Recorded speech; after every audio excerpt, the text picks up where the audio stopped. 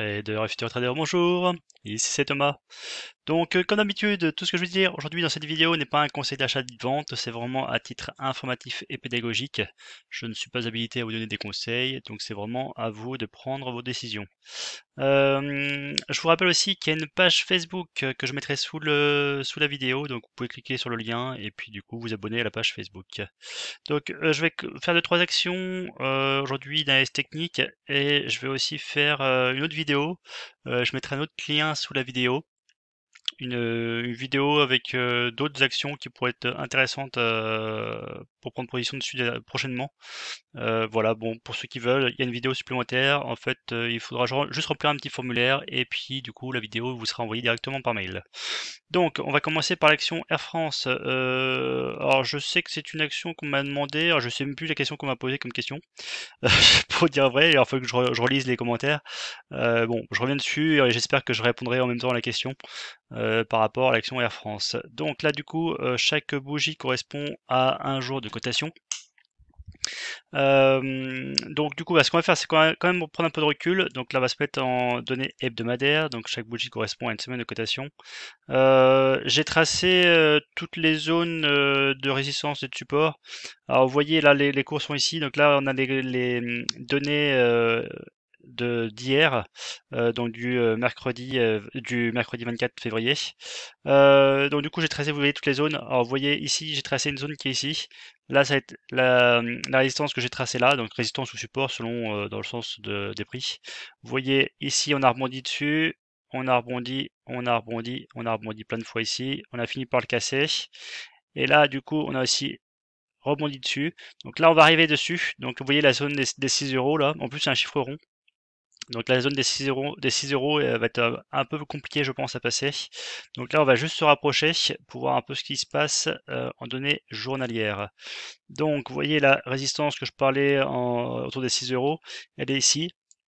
Donc là, ce qu'on pouvait voir en données journalières, on voyait, alors selon les personnes, soit on pouvait voir un espèce de canal avec la borne basse ici vers les 4,56 € et la borne haute qui était vers les 5,45 €, ou on pouvait voir un triangle, vous voyez avec la borne ici en bas et du coup le petit segment oblique qui était ici. Donc du coup ça voudrait dire que si on se passe par rapport au triangle qu'on a cassé du coup avec, vous voyez les volumes, il y a quand même eu des volumes au niveau de la cassure ici.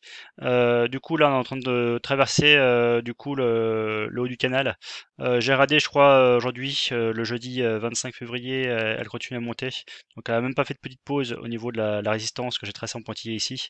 Elle continue à tracer, elle continue à avancer. Donc clairement là, elle va aller directement vers les 6 euros.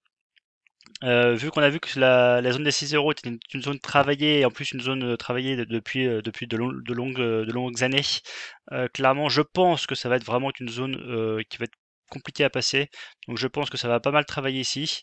Je peux absolument pas vous dire, hein, ce sera quelques jours, quelques semaines ou quelques mois, peu importe. En tout cas, ça va être, je pense, assez compliqué à passer. Et une fois qu'on aura passé la zone, par contre, effectivement, je pense que la zone des 8,50 € sera le prochain objectif, même si on a des zones entre guillemets basses ici, qui pourraient jouer le rôle plus ou moins de résistance. Pour moi, vraiment, le prochain objectif serait vers les 8,50 €. Alors pourquoi cet objectif-là? Hop, on va se remettre en données hebdomadaires tout simplement. Vous voyez la zone des 8,50 € que j'ai tracée ici. C'est une zone qui a été, hop, qui a servi de rebond ici, qui a servi de résistance ici, qui a servi de rebond ici. Résistance, résistance, résistance, résistance. Hop, là, ça a travaillé vers ces niveaux-là, ça traverse ces niveaux-là, on a réussi à passer. Donc clairement, vous voyez, c'est vraiment une zone qui a été travaillée de longues fois, beaucoup de fois. Donc du coup, je pense que la zone des 8,50 € va poser problème, donc ce sera vraiment la prochaine résistance, vraiment, on va dire majeure. Donc là, du coup, bah, je pense qu'on va atteindre le niveau des 6 euros, et puis après, on va sûrement atteindre, si on avait cassé la zone des 6 euros, le prochain objectif, les 8,50 € donc sur l'action Air France. Voilà, c'est juste mon avis, ce n'est pas du tout un conseil d'achat, je vous le rappelle.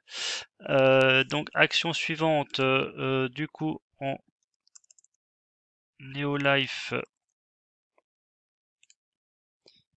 Alors dans cette vidéo, je vais principalement parler d'actions qu'on a déjà parlé. Par contre, la vidéo qui sera en dessous supplémentaire, je crois qu'il y a 2-3 actions qui peuvent être intéressantes, dont j'ai pas forcément beaucoup parlé. Donc voilà. Alors, Neolife, là ça tombe très bien, on est en données hebdomadaires, donc chaque bougie correspond à une semaine de cotation. Vous voyez qu'on avait une belle petite zone de pivot ici. Vous voyez le jeu des volumes qui sont arrivés, hein, les volumes sont arrivés et puis l'action a fini sa baisse, finalement elle est en baisse continuelle. Après, on a eu une belle petite stagnation et là clairement c'est ce qu'on appelle la recovery. Après une baisse, une stagnation et une hausse. En plus les volumes sont là. Là on est plutôt sur une zone de support. Alors là je vous parle en données hebdomadaires. Donc l'action normalement devrait du coup rebondir sur la zone de 0,338 et d'ailleurs c'est ce qu'on a l'impression qu'elle fait pour après repartir vers des plus hauts. Donc je vais juste me mettre en données journalières. Bon, on va pas voir grand chose de plus. Bon, pour moi, clairement, si vous voyez, il y a eu un petit rebond ici, on l'a cassé, on est venu atterrir sur la zone de support. Donc là, on est en train de faire une petite construction ici. Pour moi, si on cassait à la hausse cette construction qui est ici, donc vers les 0,40, voilà par ici là, vous voyez la résistance que j'ai tracée ici. Si on pouvait casser cette petite zone là, on repartirait vers des plus hauts. Alors le prochain objectif serait plus ou moins du coup le dernier plus haut qui est ici. Après, bon, il y aura peut-être une petite consolidation à ces niveaux-là, mais après on irait sûrement voir beaucoup plus haut. Donc, de toute façon, après, il faudra regarder par rapport aux résistances, etc., que vous avez dans le passé. Mais en tout cas, le premier objectif, du coup, serait les plus hauts. Alors, quand je vous dis les plus hauts, hein, j'ai fait une petite résistance ici. Elle est plus ou moins comme ça, hein, c'est clairement une zone de résistance. Voilà pour Neolife. On va enchaîner sur une autre action. On va enchaîner sur Azit. Alors, Azit, du coup, c'est une action, j'ai pas forcément beaucoup parlé, je pense, dans le passé. Ouais, du coup, effectivement, il n'y a aucun tracé. Pourquoi j'en parle? C'est tout simplement par rapport au jet des volumes. Hop, on va se mettre en données hebdomadaires. Vous voyez, là, dans le passé, les volumes, il y a eu très très peu. Et puis là, du coup, les volumes sont assez présents. Les volumes sont présents, par contre, l'action, comme vous pouvez voir, elle ne descend pas, ce qui est plutôt bon signe. Bon, après, effectivement, il y a eu un énorme gap baissier à ces niveaux-là. Donc, effectivement, il y a eu le gap baissier avec des énormes volumes. Mais depuis, il y a des volumes qui sont là, et par contre, elle ne descend pas. Ce qui est toujours assez bon signe quand il y a des volumes quand même et qu'il ne descend pas. Bon, de toute façon, pour moi, alors, il faut pas prendre position tout de suite, hein. J'en parle plutôt parce que du coup, il y a vraiment une belle petite zone de pivot ici. Hop, je la fais grosso modo. Alors effectivement, il y en avait une ici. Hop, et une, on va dire, qui sera là. Alors, je vais faire celle-là un petit peu mieux. Vous voyez, c'est du dessous. Elle a été travaillée ici, ici, ici, hop, ici, ici. Voilà, après ça a cassé avec des forts volumes et là du coup on est en train de rebondir dessus. Donc là du coup on est en train de construire une petite base ici, alors du coup que j'ai mis en plus gros, hop. Une base qui est ici. Si on pouvait casser du coup la résistance qui est plus haut, je vais juste revenir un petit peu. Voilà. Ah mince, je les ai tracés en journée, excusez-moi. Je sais plus ce que je fais. Oui, donc du coup, si on pouvait casser la deuxième résistance qui est vers la zone des 0,46-47, et qu'on pouvait en plus casser avec des forts volumes, ça serait super sur l'action Azit. Donc voilà, c'est comme d'habitude, ce n'est pas un conseil d'achat, mais voilà ce qui pourrait être fait sur l'action si elle vous intéresse. On va passer à l'action suivante, Genoa. Donc celle-ci on en a pas mal parlé. Si je vous la remonte, c'est parce que du coup, pour moi, on arrive en fin de construction. Vous voyez, elle a pas mal construit. Du coup, elle forme plus ou moins un triangle.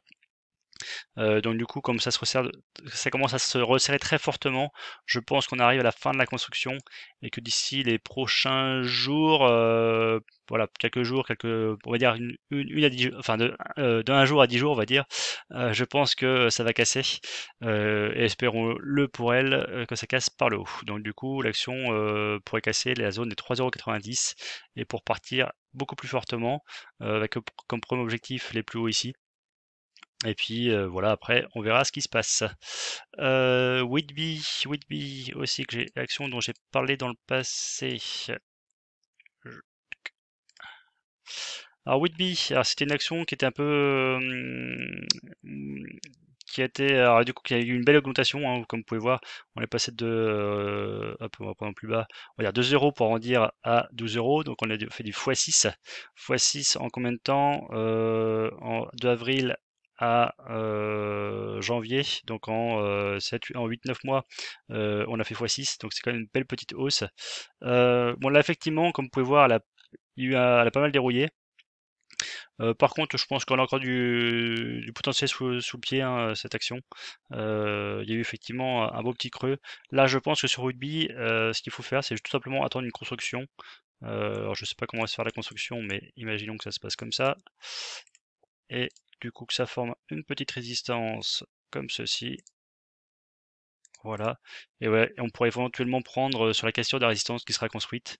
Là, finalement, ce que j'ai fait, c'est une supposition, hein, c'est une hypothèse de travail, pour après repartir vers des plus hauts. Et je sais plus, je crois que j'en ai fini pour aujourd'hui. Donc n'hésitez pas à liker la page, n'hésitez pas à vous inscrire à la page Facebook, je vous rappelle, et puis je vous mettrai un lien sous la vidéo d'une autre vidéo du coup, qui sera accessible pour ceux que ça intéresse. Et du coup, la vidéo sera accessible via votre adresse email. Voilà. Je vous remercie beaucoup et à très bientôt. Et puis, bah écoutez, comme d'habitude, je vous souhaite de très bons trades. Allez, ciao.